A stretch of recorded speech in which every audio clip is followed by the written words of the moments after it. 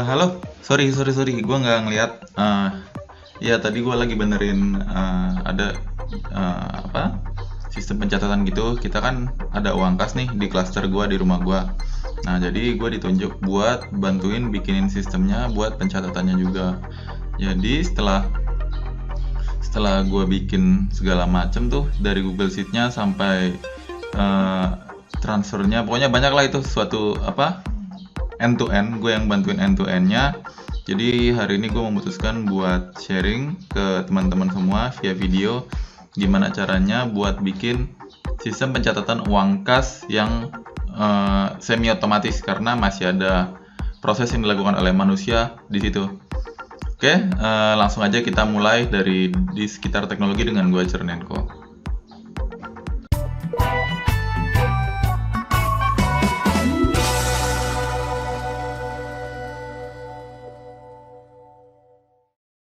Oke, jadi kita mulai dulu secara teori, mungkin secara alur ya. Secara alurnya itu adalah kita ada anggaran nih, ada iuran yang dikolek dari tiap rumah, nominalnya adalah 10.000 per bulan.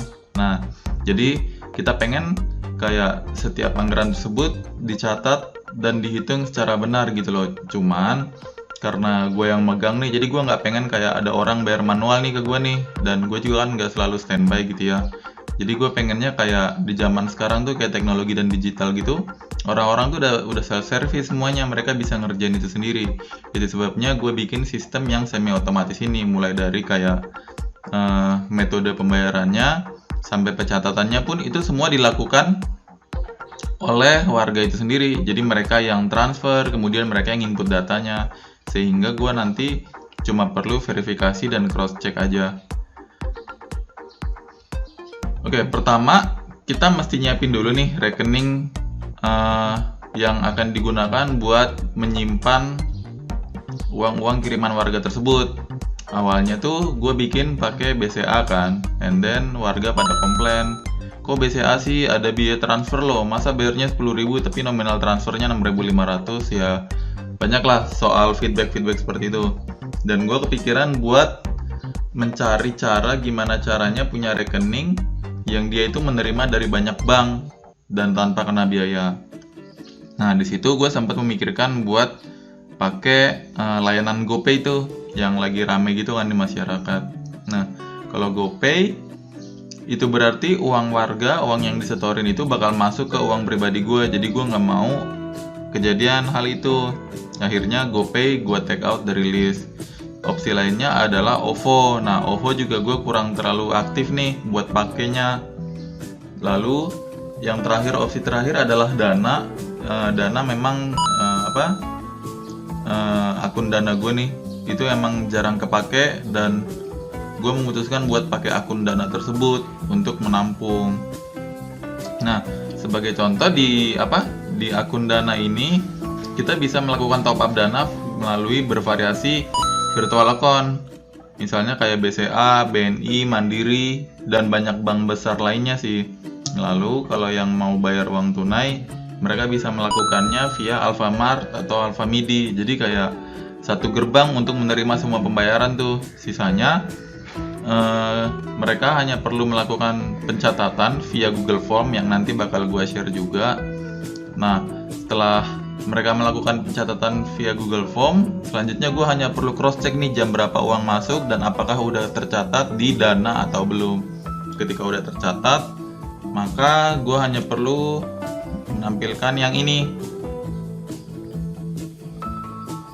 Nah, jadi ini ada yang udah yang statusnya sedang direview, kemudian ada juga yang statusnya terverifikasi. Ketika mereka statusnya terverifikasi, maka langsung terhitung nih melalui laporan ini.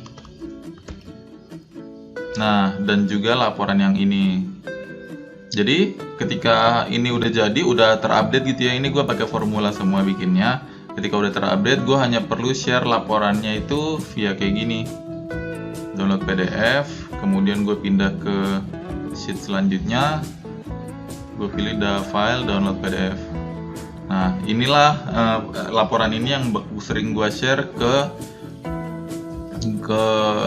grup ke warga gitu kan via grup WhatsApp. Oke, mulai aja. Kita mulai dari Google Form-nya terlebih dahulu. Nah, ini adalah form yang digunakan untuk mencatat atau melaporkan pembayaran uang kas atau uang operasional gitu ya kepada gua. Jadi sebenarnya sih kalau mau manual ya bisa aja mereka kirimin bukti transfernya terus ngechat ke gua via WhatsApp satu-satu, dan menurut gue itu bakal repot karena gua nggak mau repot. Jadi setelah gua bikin formnya kira-kira seperti ini. Di sini ada penjelasan, kemudian ada email address di sini. Setelah itu gua mesti isi kayaknya buat agar formnya bisa lanjut. Oke. Nah, setelah itu formulirnya bakal meminta nama yang tertera pada rekening, kemudian nomor handphone, kemudian alamat dari pemilik atau penghuni. Ini Damar dan Banyan adalah klaster. Kemudian blok dan nomor rumahnya berapa. Telah melakukan transfer ke rekening Dana, input waktunya dengan nominal dan bukti transfernya. Jadi hanya dengan form sederhana ini kita bisa nge-recap nih siapa melakukan transfer pada jam berapa dan bukti transfernya mana. Setelah itu gue hanya perlu melakukan cross check via Dana apakah yang dana yang disetorkan itu udah masuk apa belum. Nah, ketika dana tersebut sudah masuk, maka gue hanya perlu mengubah status yang ada di sini. Nah, status yang ada di sini menjadi terverifikasi gitu. Nah, ini kita bongkar dulu ya formulirnya seperti apa. Nah, ini adalah formulir Google Form yang dipakai dari sisi backend, artinya dari sisi perancangan formulirnya itu sendiri. Kayak yang tadi kita lihat kan ada email address, kemudian ada gambar kan. Lalu setelah itu ada section nih. Di section kedua, gua ngasih formulir untuk nama. Ini standar sih, jadi kayak hanya seperti ini konfigurasinya. Yang email juga sama, hanya seperti ini aja. Kenapa gue butuh email? Karena gue pengen validasi bahwa yang masuk ke formulir ini adalah bukan bot dan gue bisa menghubungi orang yang melakukan input di sini via email atau via handphone atau WhatsApp yang ada di sini. Nah, coba kalau misalnya kita buka di sini, ini kalau kita lihat nih di bagian bawah ada regex regular expression ya, singkatannya regex matches seperti ini. Nah, ini adalah validasi bahwa nomor handphone diawali oleh 08 dan memiliki minimal 9 digit atau 11 digit. Kemudian yang kedua,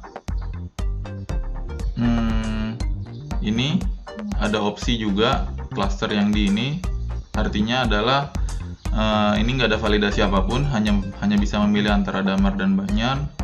Kemudian untuk nomor rumah, kita kan di sini ada nomor rumah, ada formattingnya nih, letter T, kemudian 2 digit angka, garis miring, kemudian angka lagi 2 digit.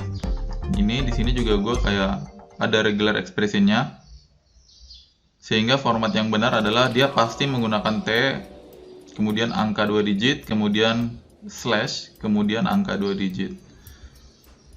Nah, kalau yang ini untuk mencatat tanggal dan waktu atau jam gitu ya, tanggal dan jam berapa dia melakukan transfer ke rekening Dana. Ntar di input, kemudian nominalnya kita input, kemudian bukti transfernya ini yang paling penting. Ini juga kita ntar mesti browse atau look up gitu ya. Nanti orang atau warga bisa melampirkan bukti transfernya di sini.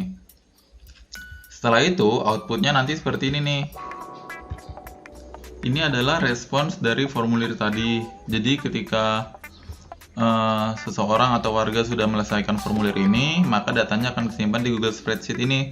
Di sini kecatat timestamp, email address, nama yang tertera pada rekening, dan informasi-informasi lain yang disediakan atau disiapkan oleh warga.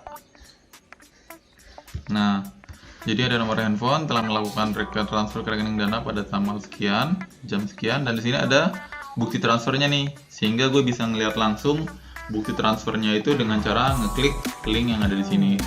Kemudian informasi ini dan informasi ini nominal semua. Nah, itu dia kayak mirip database sederhana dari Google Form yang udah kita buat ini.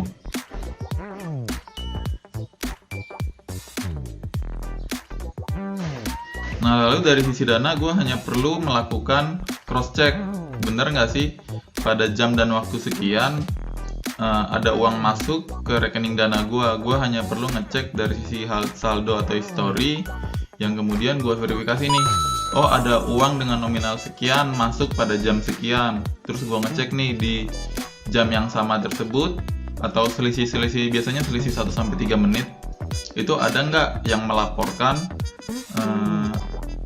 uang atau melaporkan setoran pada waktu yang telah ditetapkan dalam jangka waktu 1-3 menit tersebut. Nah, kalau ada, maka gue tinggal update kayak yang tadi statusnya yang verifikasi.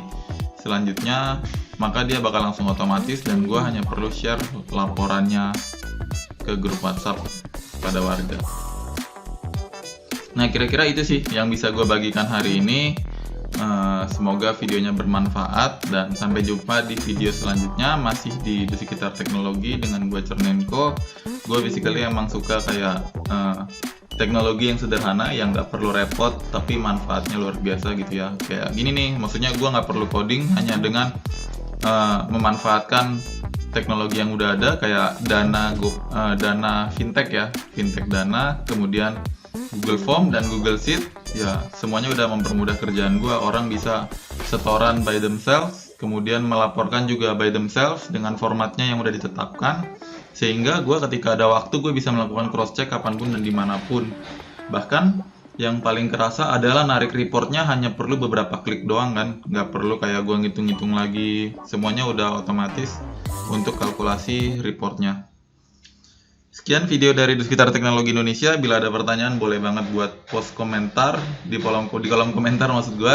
Sampai jumpa di video selanjutnya dan bye bye, have a great day.